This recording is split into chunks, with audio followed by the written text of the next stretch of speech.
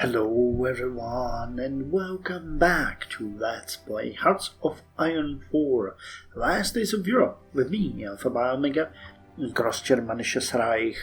So I wanted to start the episode by actually saying that I owe an apology to, I think, two of you, though more people might have said it. I do not remember exactly, but there was those that insisted would be the right way to put it, on the fact that we should build more electric plants, whether they were thermoelectric plants or nuclear reactors. And when I read the description and looked around, I couldn't find any reason why, even though they mentioned that it increases GDP. But they were right.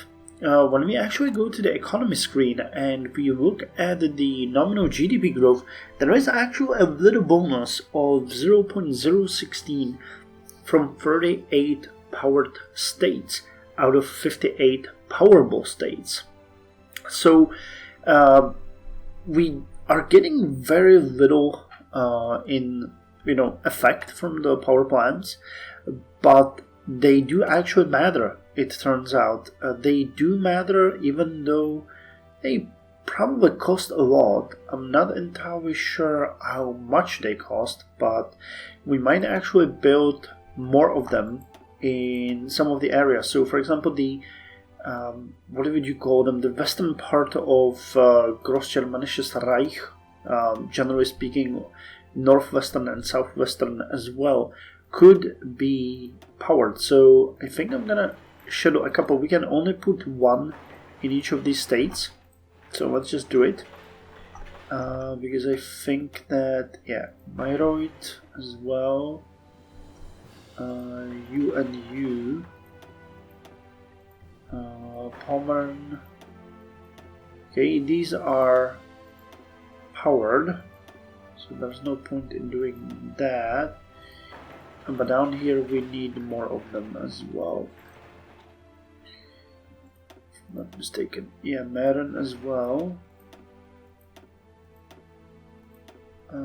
These are all powered. Okay, this one isn't. Right, yeah. So this one, that should be probably all of them.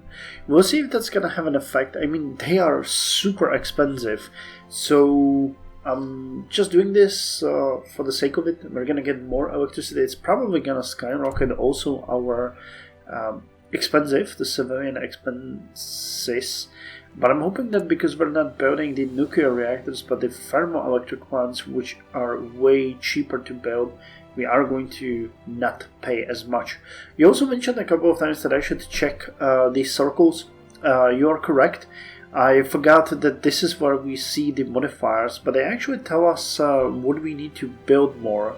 And considering the way we are going, we're doing kind of good. I don't think we need any more. Offices are actually 100% covered, so we're getting maximum bonuses, which is, well, actually we have 99.8% to be precise, which means our political power gain is increased by 13.9%, supply consumption is lowered by 14%, attrition is lowered by 14%, which is good. Army base, we don't need, that just increases, actually division organization and the recruitable population factor might be a good idea, so we could build a couple more army bases.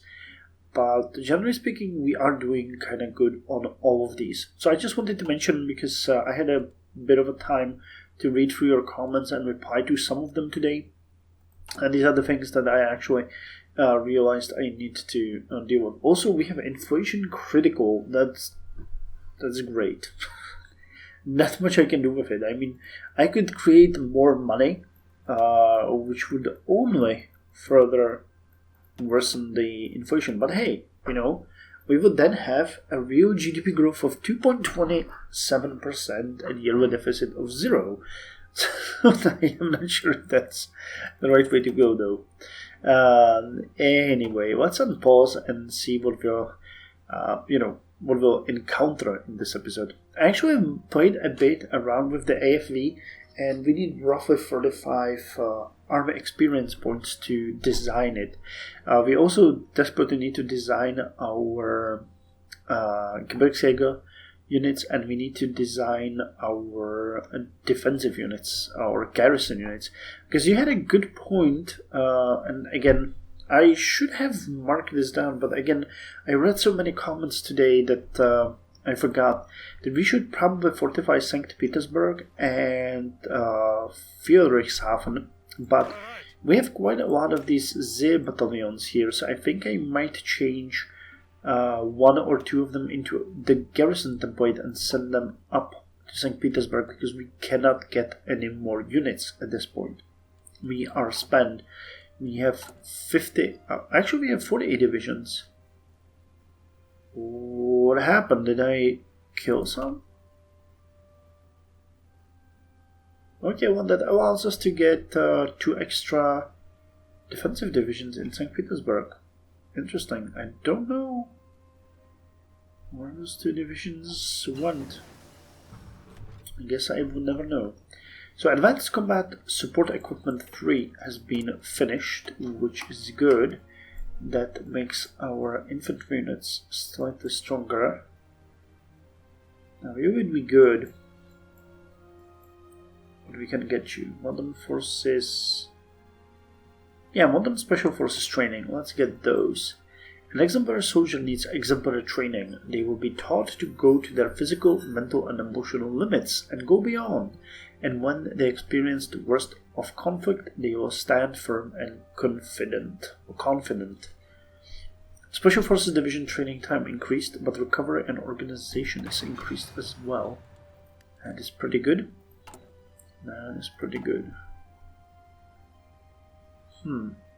So, as far as defensive divisions go, I think I already spoke about that, but what I plan to do is have something like this,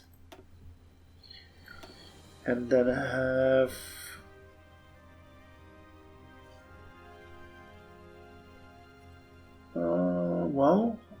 so the attack 84, you got attack 27, yeah. So we would probably go with something like these. Something like this would be pretty cool. That would make me happy.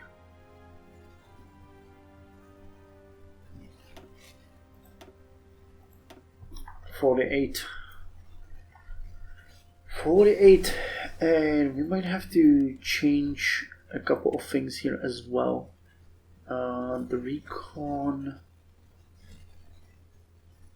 We'll keep the recon. We'll need armored engineers.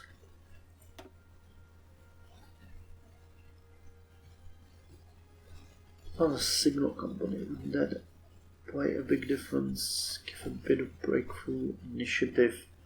Lower supply use. I don't think that is good. Field hospital definitely, but we can even change that to medivac. So something like this would be a great garrison unit. You can see the soft attack, hard attack, defense is just amazing. But it would be quite expensive, as you saw. We need literally dozens of army experience points to even think about that.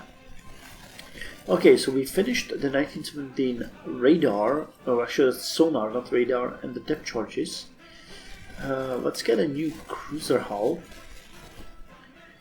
Stealthier submarines have taken to the seas. In response, cruiser sonars and radars were leapfrogged a generation. Similarly, its missile payloads have dramatically increased in tonnage and fight speed. So, that's fine. What we need to do now is we need to up our... Where are they? Here are the frigates. Wilhelmshaven class needs to up its anti-submarine weapons. Okay, that gives +8 depth charges, and we're gonna get a 1970 sonar module. Okay, so we'll have Wilhelm's Haven class, code R1, refit 1 is gonna go, and you just finished. So let's give you 1 and then put 2 new ships instead of the new ones. I'll have to refit the ones that we have actually built. Let's figure it out. Actually, how much time would we get if I just change this? I guess that question is moot now because we've already changed it. Oh, never mind then. Either way, you need to upgrade, and so do you guys. So let's just put you behind all of those refits.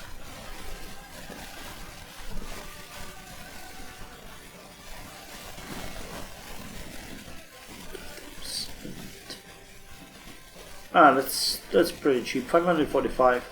That's gonna make them way more efficient. Cool. So 5th of July, 79.6. Nice. We're continuing with the decrease of the debt. Inflation dropped to 9.97, but it's not critical anymore. And deficit has dropped even more. Cool. Advanced jet fighter. That is good. Now, it was mentioned that we should also look into the stealth technology. Oh, and I was mistaken, because in the comments to whomever I actually replied, I mentioned that it's gonna give us a new plane, but it doesn't. The stealth technology actually just unlocks the ability to get them, but it doesn't give us the ability to actually have them. What is your benefit actually compared to regular fighters? So you're semi-modern stealth fighter and then modern stealth fighter. So you compared to this fighter, huh? So sub-detection is lower, air defense is amazingly higher, so is air attack. Okay, you cost more than double though. Air superiority, naval targeting is the same. Agility is slightly higher. Naval attack is non-existent. You're slightly faster and your range is slightly faster. So if we compare the U and the... oh, that's an interceptor. Okay, let's compare you, the stealth fighter, and the 1990 Motorola. So agility is the same. Air defense you have way higher as a stealth fighter. Air attack is the same. You have higher naval targeting.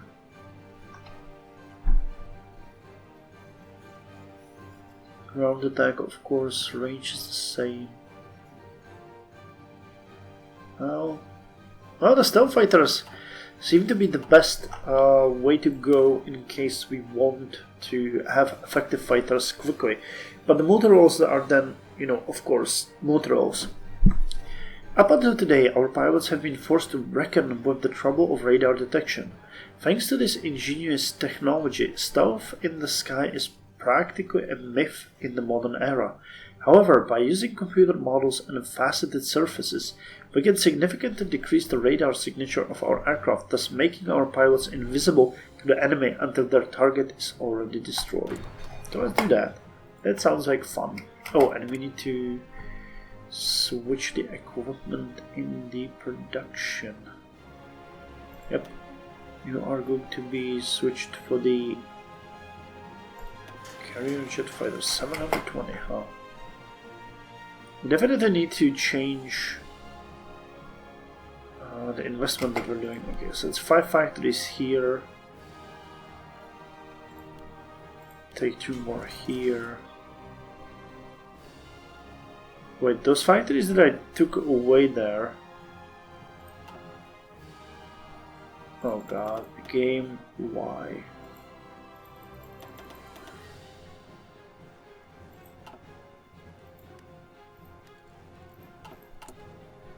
Okay, so I have 7 more factories to add to you, and I'll need 1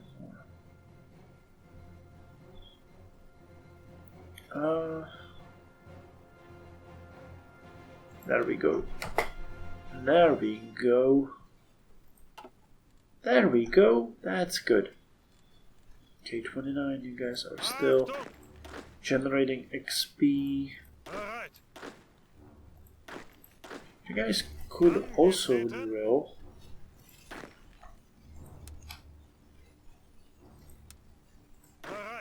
And generate them some XP. Some little higher amount. Though, you know, the army exercises are far from the best thing that we can do. We're getting way more from Hans Speidel, but... Actually, when are we getting the C3I? Or that would be actually C4I at this point, wouldn't it? Is it on support? Yeah, 1975. Okay, it's still ahead of time. And by a large margin.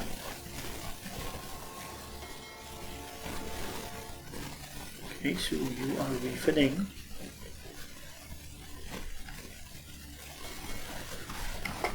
And we get the Rune and Kreutzer 2 finished, and you are supposed to join the Baltische Flotte.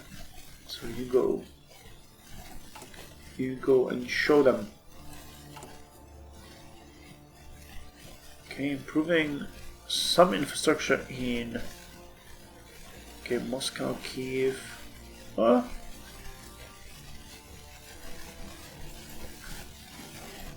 In the end, we are a benevolent overlord, after all.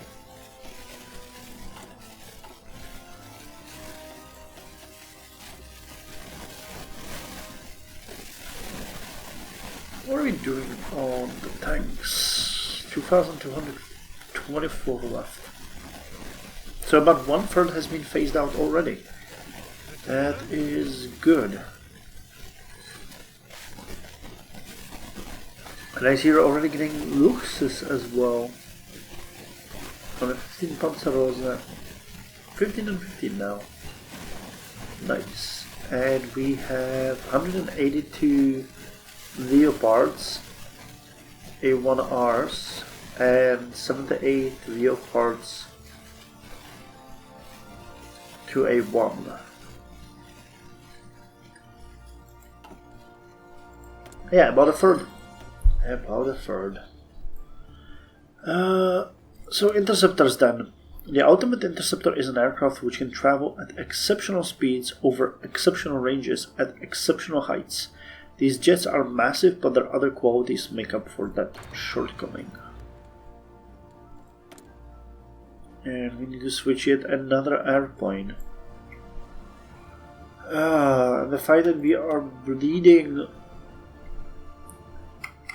production units is just awful.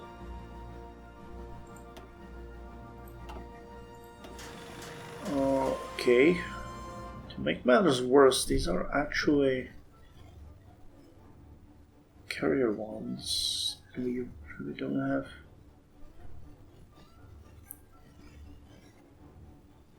Wait, looks. Oh, that's reinforcements. Okay, not phasing out. 426. That's pretty good. Those are being built quickly. Okay, 819 trains. Yeah, I guess the only way we can go here is actually add production units. So we need 7 more. No, actually 8 more.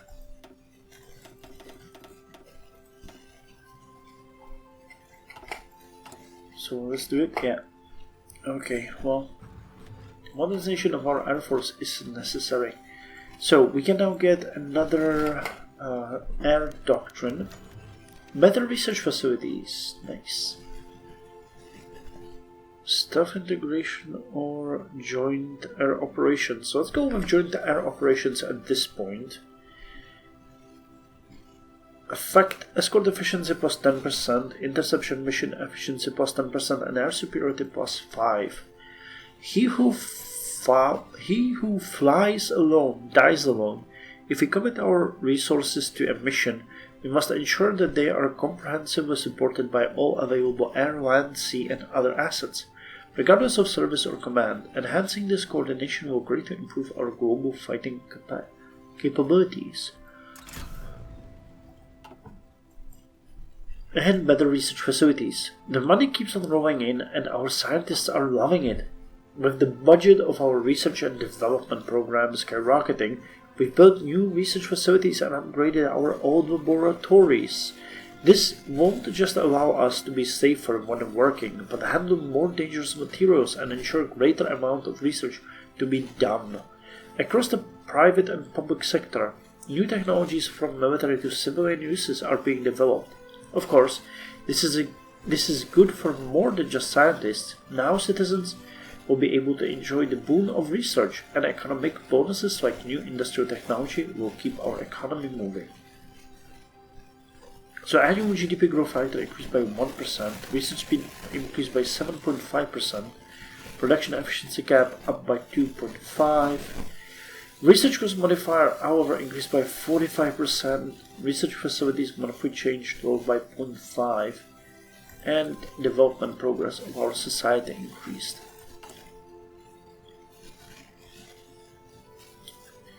Well, debt is now 79.4%. We're getting real GDP growth of 10.38%. Inflation is again critical. But deficit is sub 6, so we have no, actually it's no longer sub 6. But it's still 4% difference, so we can be happy with that.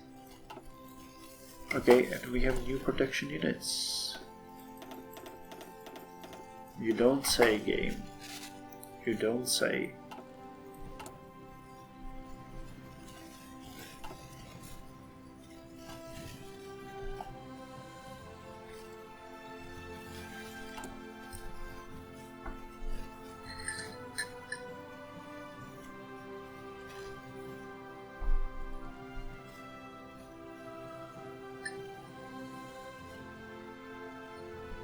I'd like to mention that we are still on military and civilian austerity, which means that the costs are lowered significantly by 15%.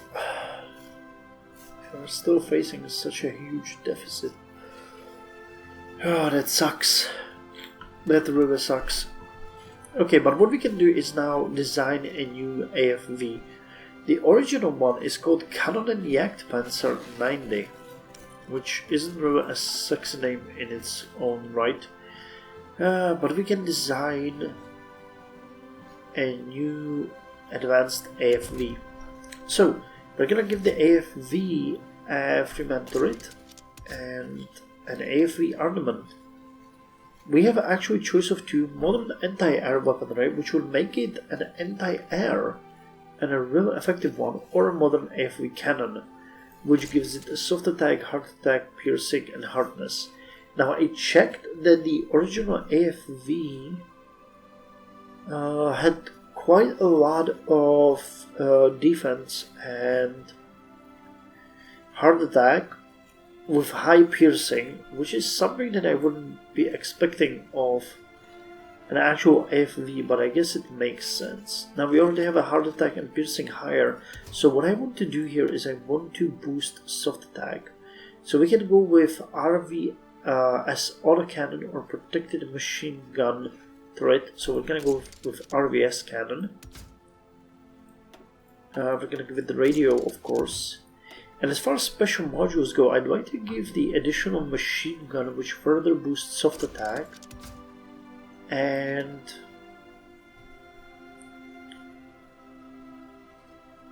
I was thinking we might go with the NBC protection.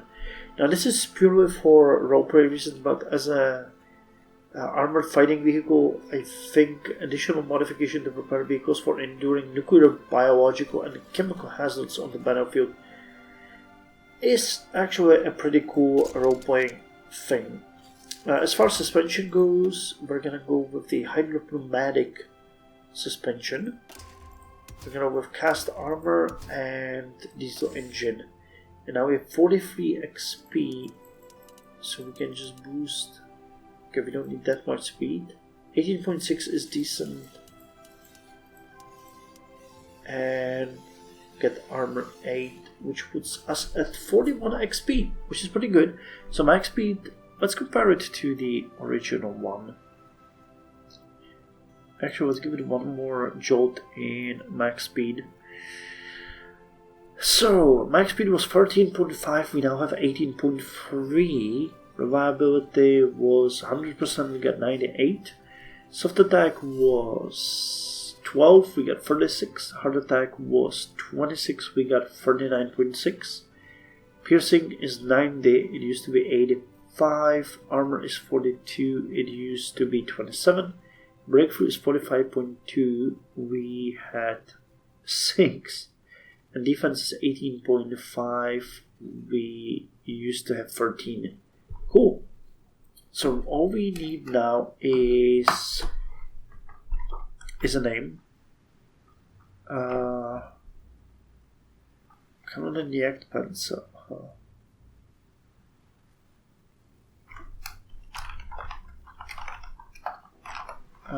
Jagdpanzer. Jagdpanzer Fuchs. I'm gonna call it the Fox. Okay. And I hate this look. Let's give it this one. We're gonna phase out the Cannon and Jagdpanzer and switch it for the new ones. Let's see how many. We're not using the ones all that much, but still we need 1920 of those. Can we get. Oh god, we lost.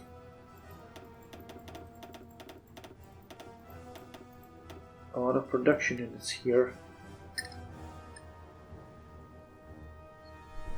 Yeah, we'll have to wait until we upgrade some other stuff. Okay, for example, the looks we're producing in massive numbers. So I think we'll be able to put on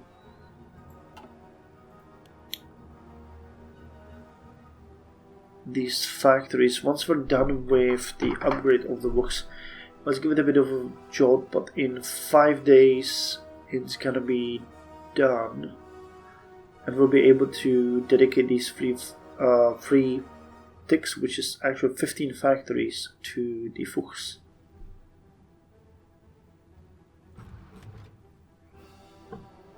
Okay, what do we have? Infrastructure investment. Okay, let's do that.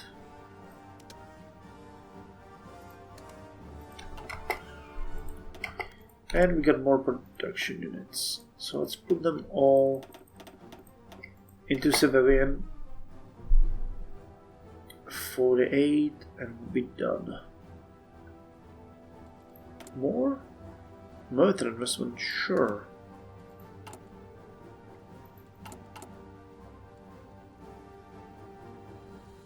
Okay, 4, 1. Come on. Give me what I need.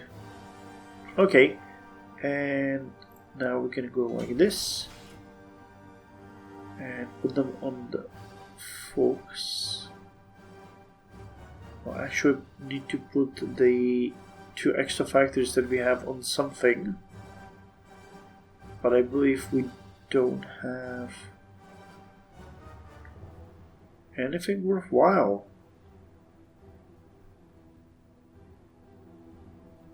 Well, could we put them here?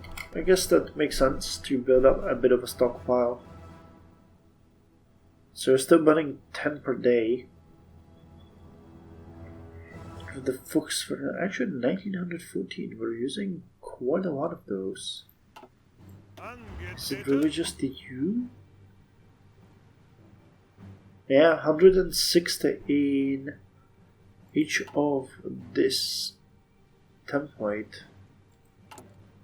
Okay, well, I think I'm gonna end the episode here. We're gonna wait till we jump into September, and the debt to GDP is gonna drop a bit more. Hey! We finished the cruiser. So now let's get them doing its class, huh? 1970 missile cruiser.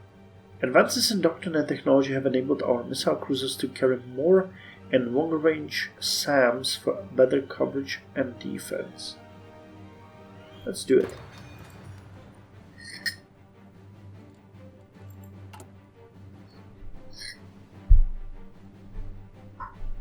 So we have Lux and Fuchs and Leopard. It's a whole freaking zoo out here. They're really making me mad with these jumps. I don't know why I keep doing that. But hey, who am I to say? Okay, 79.2. Deficit 6.29, and inflation dropped to 9%, meaning real GDP growth is 11.76%. So if we keep that up, we can start shaving it off. I mean, not shaving off the debt, but getting rid of the debt to GDP much faster. 414.43 billion and 328 billion in debt. Yeah, the United States of America actually froze at 396 billion. Japan jumped to 302 billion. Commonwealth of Britain is still sub 70. Oh well. Anyway, thank you very much for joining me. I'll see you in the next episode.